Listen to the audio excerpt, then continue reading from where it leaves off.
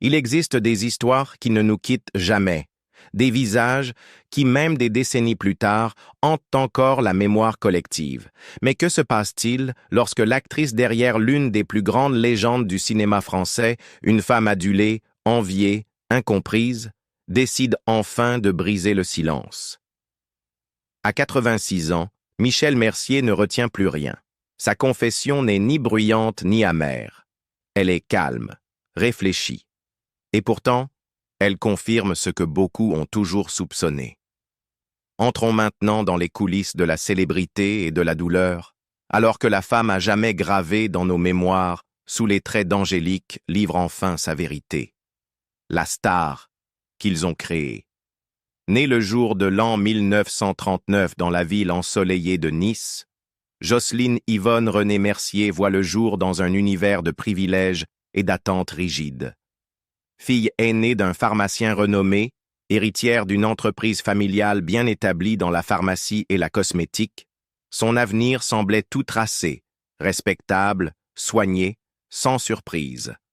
Dans un foyer fondé sur la science, la tradition et le statut social, Jocelyne était destinée non pas à monter sur scène, mais à prendre un jour les rênes des laboratoires portant le nom de sa famille. Mais dès l'enfance, Jocelyne ressentait le poids de ses attentes comme une cage. Son âme aspirait à toute autre chose, quelque chose de plus insaisissable, de moins sécurisé. Elle ne voulait pas calculer des dosages, ni hériter d'une entreprise. Ce qui la faisait vibrer, c'était le mouvement, le rythme, ce langage du corps qui disait ce que les mots ne pouvaient pas. Tandis que sa famille mesurait la réussite en formules et en bénéfices, Jocelyne la mesurait en applaudissements. À seulement 8 ans, elle convainc ses parents de la laisser entrer à l'école de ballet de l'Opéra de Nice, devenant l'un des plus jeunes petits rats de la compagnie. Dans un monde gouverné par la précision, la discipline et la tenue, elle s'épanouit. Le studio devient son sanctuaire. Chaque douleur, chaque orteil meurtri, chaque répétition épuisante la rapproche d'un sentiment de but qu'elle ne pouvait expliquer, seulement ressentir. Pour Jocelyne, la danse n'était pas seulement une passion, c'était une forme de libération. À l'adolescence, son talent devient indéniable. Elle illumine la scène d'une grâce étonnante pour son âge. Mais ce don, au lieu d'être encouragé par sa famille, devient source de conflits. Son père, malgré l'amour qu'il lui portait, restait insensible aux rêves de tutus et de pirouettes. À ses yeux, la danse n'était qu'une distraction charmante, qui finirait bien par s'éteindre lorsque viendrait l'heure de reprendre les rênes de l'empire familial. Mais Jocelyne ne céda pas. À 17 ans, défiant les traditions et la volonté ferme de son père, elle quitte Nice pour Paris. Un geste audacieux pour une jeune fille élevée dans le confort de la Côte d'Azur. Mais elle était déterminée à tracer sa propre route. Elle rejoint alors les célèbres ballets de Roland Petit, s'immergeant dans un univers exigeant, grisant, parfois cruel. Elle enchaîne ensuite avec les ballets de la Tour Eiffel, chaque rôle la rapprochant un peu plus de son rêve de devenir une véritable danseuse étoile. Puis vint le théâtre des Champs-Élysées, où elle danse dans Gosses de Paris, une chorégraphie de Pierre Lacotte sur une musique de Charles Aznavour. Ce devait être l'apogée. Mais comme tant de rêveurs, le triomphe fut de courte durée. La compagnie fit faillite pour raisons financières et en un instant, son avenir dans la danse s'effondra. Effondrée mais pas vaincue, elle change de voie, étudie l'art dramatique avec Solange Sicard et passe même quelque temps à Londres où elle élargit sa palette artistique. De retour à Nice pour les vacances de Noël 1956, le destin intervient. Lors d'une réunion de famille apparemment anodine, elle rencontre le réalisateur Denis de la Patellière et le scénariste Michel Audiard. Ils recherchent une actrice pour un petit rôle clé dans leur prochain film, Retour de Manivelle, aux côtés des légendes Michel Morgan et Daniel Gélin. L'offre semble être un détour dans sa carrière artistique, non une destination. D'abord, elle refuse. Elle est danseuse, insiste-t-elle, pas une star de cinéma. Mais son père, sentant peut-être l'ironie de sa propre obstination, l'incite à accepter. « Au moins, on te verra une fois à l'écran, » dit-il. À contre-cœur, elle accepte. Il restait un dernier changement, son prénom. Jocelyne, estimait les réalisateurs, sonnait trop démodé, trop lourd pour une affiche. On lui demande d'en choisir un autre. Elle choisit Michel, en hommage à sa petite sœur décédée du typhus à l'âge de 5 ans. Un hommage, mais aussi une renaissance, et c'est ainsi que Michel Mercier entre en lumière. Elle ne se doutait pas qu'en quelques années à peine, le monde oublierait complètement Jocelyne Mercier, pour ne plus jamais lâcher Angélique. Angélique, la bénédiction et la malédiction. Cela devait être une opportunité en or. Brigitte Bardot avait refusé le rôle. Marina Vladi s'était désistée. Alors, les producteurs Francis Cosne et Bernard Borderie ont parcouru l'Europe jusqu'à ce qu'ils trouvent Michel en train de tourner en Italie avec Vittorio Gassman et Ugo Tognazzi. Elle avait 25 ans, belle, expressive et, comme le voulait le destin, disponible. Le processus de casting fut impitoyable. Des dizaines d'essais à la caméra, d'exercices dramatiques, d'essayages de costumes. Mais Michel a tenu bon. Elle voyait en Angélique quelque chose d'elle-même, et peut-être qu'Angélique voyait aussi quelque chose d'elle. Elle obtint le rôle. Le succès fut immédiat. Angélique n'était pas simplement un film, c'était un phénomène culturel. Les femmes voulaient lui ressembler. Les hommes l'adoraient. Les médias étaient fascinés par ses crinolines, ses cheveux, son audace. 5 films suivirent. Le public était obsédé. Le nom de Michel Mercier devint indissociable de celui d'Angélique. Mais tandis que le public tombait amoureux de la marquise, l'actrice qui l'incarnait commençait à se sentir étouffée. Le rôle qui lui avait apporté la gloire mondiale l'avait aussi enfermée. Les offres pour d'autres rôles se tarirent. Les producteurs ne voyaient en elle que l'héroïne romantique. Et lorsqu'elle osait demander de meilleurs scénarios, un langage d'époque plus fidèle dans les dialogues, ou tout simplement une rémunération équitable, elle était écartée. Elle ne touchait que 50 000 francs par film. Finalement, elle refusa de tourner les 6e et 7e volets prévus de la saga. « J'ai tout essayé pour lui échapper », avoua-t-elle des années plus tard. Mais rien ne fonctionnait. Angélique me rattrapait toujours. Dans ces mots, il ne s'agissait pas de nostalgie, mais de résignation. Elle avait été enfermée dans un moule qu'elle n'avait pas choisi, et une fois durcie, il ne se briserait plus. Une femme qui a refusé de transiger. Michel Mercier n'a jamais plié, ni face au rôle qu'on lui proposait, ni face aux règles tacites qu'imposait l'industrie. À une époque où les femmes du cinéma étaient censées respecter des codes silencieux, sourire, se soumettre et se taire, elle a choisi la rébellion. Et cette rébellion, courageuse, brute, souvent coûteuse, a façonné l'un des traits les plus marquants de sa vie. Aux yeux du monde, elle était une beauté, une sirène de l'écran, l'incarnation de toute une génération de fantasmes romantiques.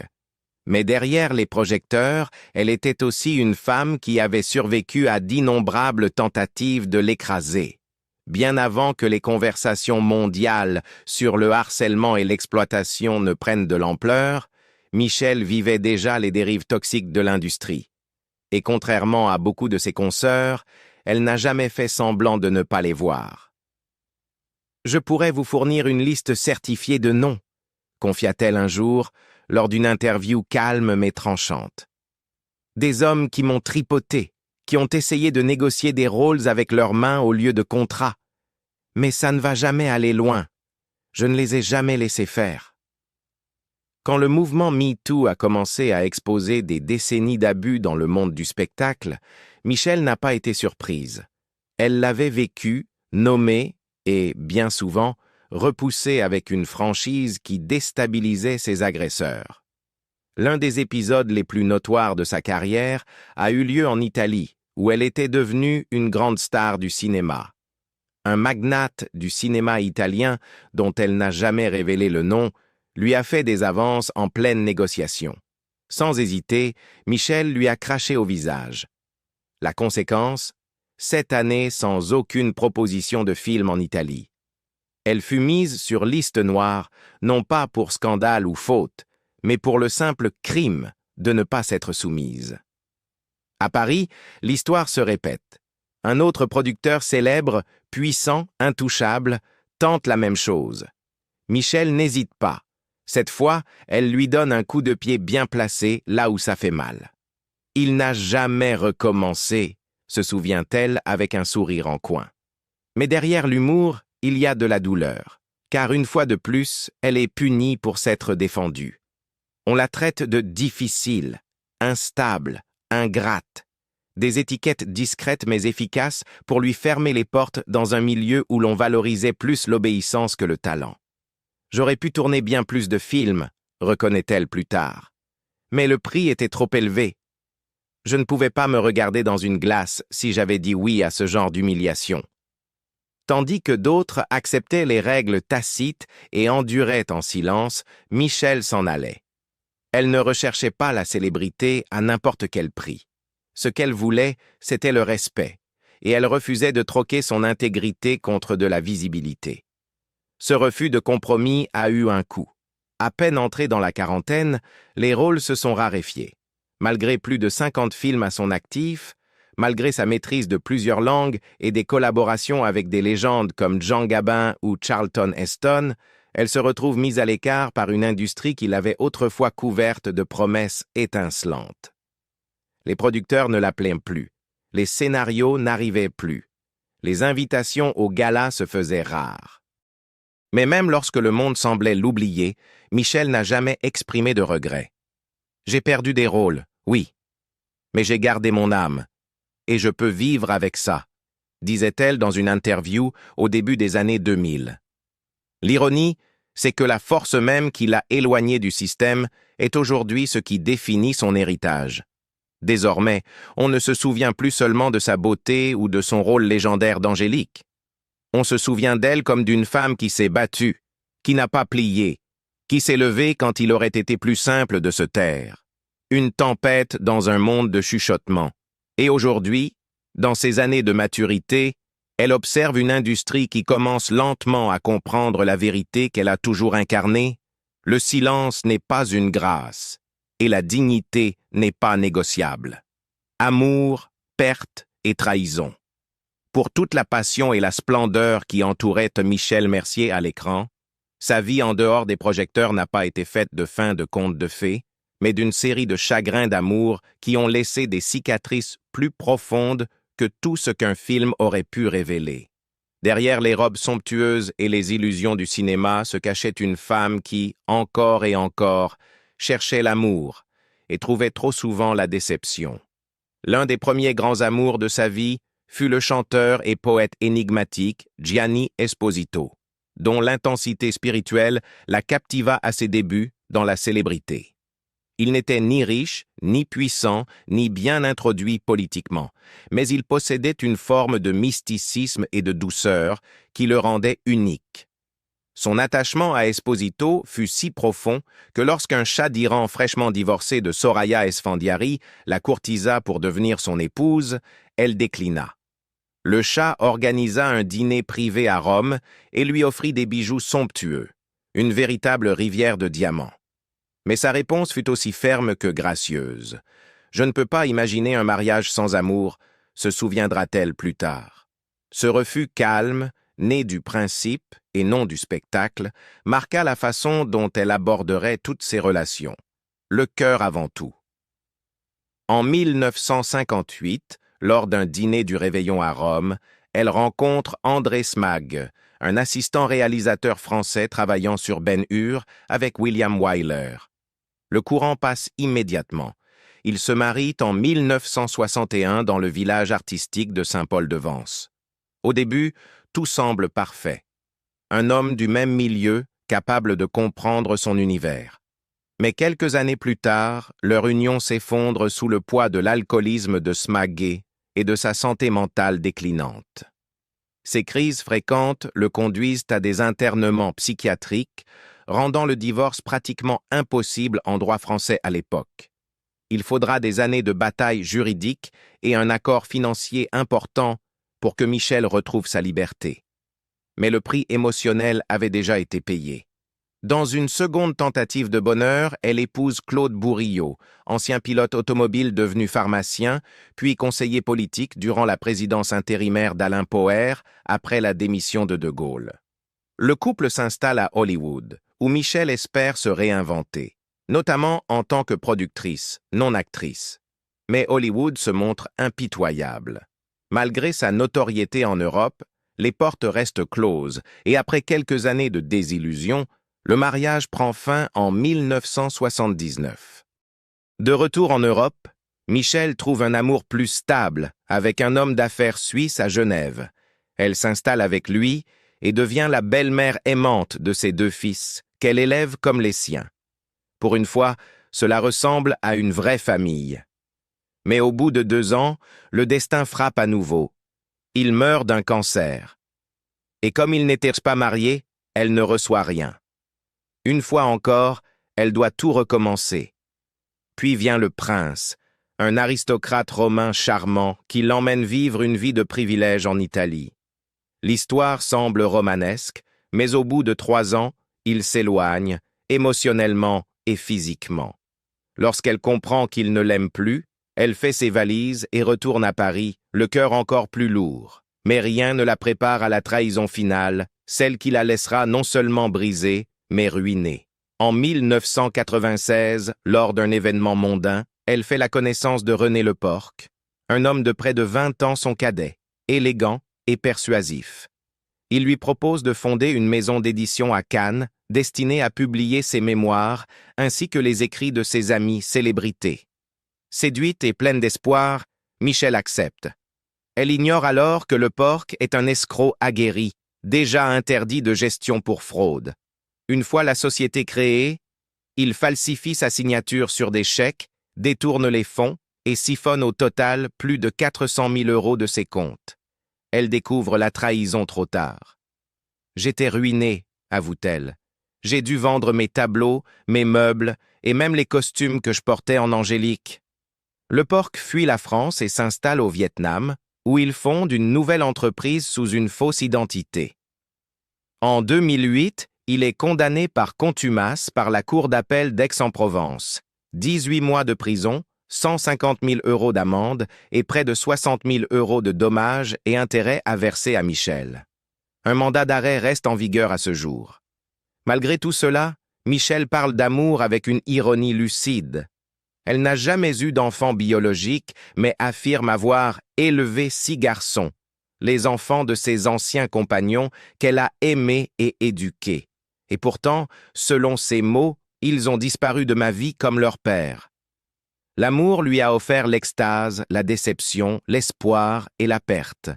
Et à travers tout cela, Michel Mercier a traversé les tempêtes avec grâce.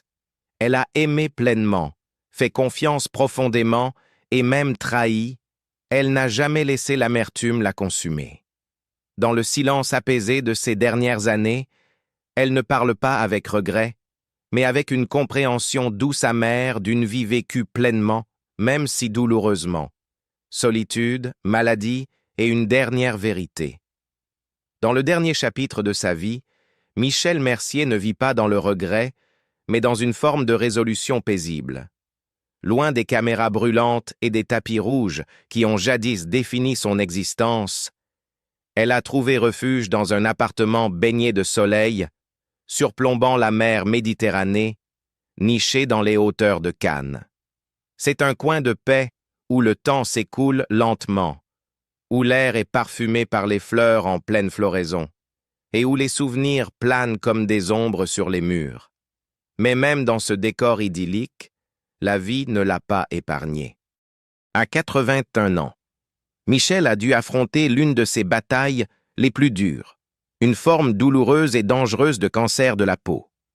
Diagnostiquée d'un mélanome, le plus agressif des cancers cutanés, elle a dû commencer un traitement éprouvant qui l'a laissé physiquement épuisée. Tandis que le monde extérieur poursuivait sa course, sa vie s'est réduite aux visites médicales, aux médicaments et à une stricte interdiction d'exposition au soleil, une ironie tragique pour une femme dont la vie avait jadis été inondée de lumière cinématographique. « Cela semble impensable », confia-t-elle à France Dimanche, « jusqu'à ce que cela vous arrive. » Comme si le destin n'en avait pas fini avec elle, peu après le début de sa convalescence, elle fut victime d'un accident domestique qui bouleversera sa mobilité pour des années. Une simple chute chez elle, malgré le retrait de tous les tapis pour éviter justement ce genre d'accident, entraîne une fracture du pied. Après une hospitalisation et une opération, elle entame une longue période de rééducation. Mais à peine remise, le sort s'acharne. Elle se casse l'autre pied lors d'une seconde chute. « Je ne pouvais plus marcher du tout », se souvient-elle. « J'ai été clouée au lit pendant des mois, totalement dépendante des autres. » Durant cette période, elle doit aussi prendre une décision déchirante, se séparer de son chien adoré, un petit bichon qu'elle considérait comme son enfant.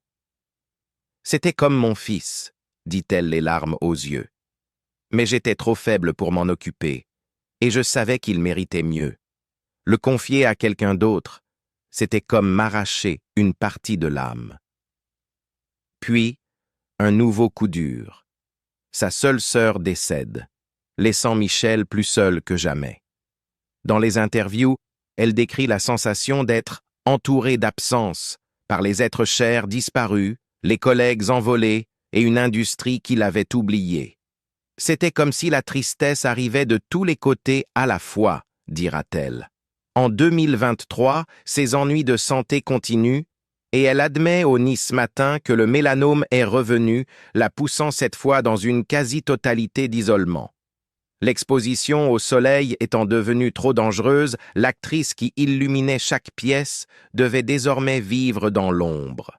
« Parfois, dit-elle avec une pointe de poésie douloureuse, je me sens comme un animal sauvage dans la forêt, caché de la lumière. Et pourtant, même dans cette solitude, elle n'a jamais sombré dans le désespoir. Certains pleurent en apprenant ce genre de nouvelles. Moi, non. Je me suis simplement dit, maintenant, je fais ce que je veux. » Sa force de caractère, endurcie par des décennies de trahison, de rejet et de renaissance, reste intacte. L'industrie peut l'avoir oubliée, mais le public, lui, ne l'a jamais abandonnée. La ville de Cannes a baptisé un jardin de 6500 mètres carrés en son honneur. Des fans de toute l'Europe lui envoient encore lettres, photos, souvenirs. Brigitte Bardot, longtemps perçue comme sa rivale, lui adresse des mots tendres. Et le prince de Monaco prend de ses nouvelles, lui confiant un jour lors d'un dîner privé que sa mère, la princesse Grace, adorait Angélique. Ces hommages, bien qu'arrivés tardivement, lui offrent une forme d'apaisement. Aujourd'hui, à 86 ans, Michel Mercier ne fuit plus la vérité qui l'a poursuivie pendant des décennies. Pendant des années, elle a tenté d'échapper à Angélique, ce personnage qui l'a rendue célèbre tout en l'enfermant dans une cage dorée. Elle a rejeté cette image, s'en est éloignée, en a ressenti les limites avec amertume. Mais aujourd'hui, depuis le calme de son refuge face à la mer, elle l'accepte enfin. « Je suis Angélique, et Angélique, c'est moi, dit-elle. J'ai cessé de lui échapper. » En l'admettant, elle ne se rend pas. Elle reprend possession de son héritage, non comme une prisonnière de son image, mais comme son autrice. Le temps finit toujours par rattraper les plus grandes étoiles, mais certaines légendes, elles, restent intactes. Michel Mercier s'est peut-être éloigné des caméras, mais la flamme dans son regard ne s'est jamais éteinte. Elle s'est battue,